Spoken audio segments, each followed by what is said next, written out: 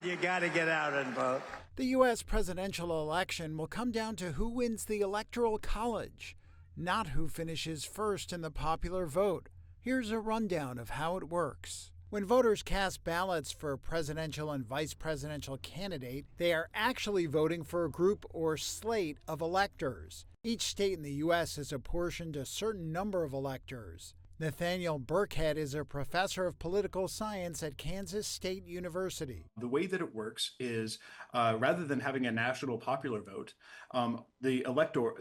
each state has a given set of electors, and the majority of the candidate who gets the majority in that state will then have those electors meet in what we call a college to actually formally cast a vote for president. Electors are typically party loyalists who pledge to support the candidate who gets the most votes in their state. Each elector represents one vote in the Electoral College. Nationally, there are a total of 538 electors who make up the Electoral College, and a candidate needs the support of 270 to win the White House. Congress officially counts the votes after all 50 states have made their selections. This will happen on December 17th this year.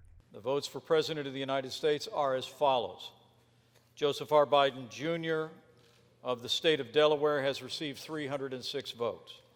Donald J. Trump of the state of Florida has received 232 votes.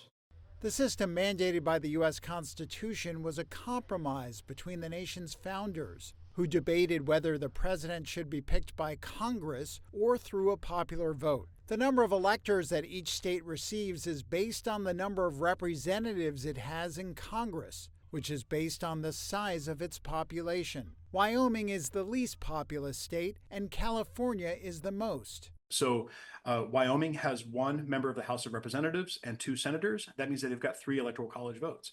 By contrast, California, which is very populous, has, I believe, 52 representatives and then 2 senators, so they have 54 Electoral College votes. Winning a state by a large margin is the same as winning by 1 vote, so campaigns tend to focus on states where a small shift can deliver all of its electoral votes. In 2000, Republican George W. Bush won the presidency but lost the popular vote. In 2016, Republican Donald Trump did the same, sparking calls for reforms to the winner-take-all system of electoral college votes in all but 2 U.S. states. Congress tried to repair flaws that were exposed after the 2020 election, when Trump falsely claimed he won and protesters stormed the Capitol seeking to overturn the result. In 2022, Congress passed the Electoral Count Reform Act to clarify that each state's governor or other official chosen by the state will certify the state's election results before they are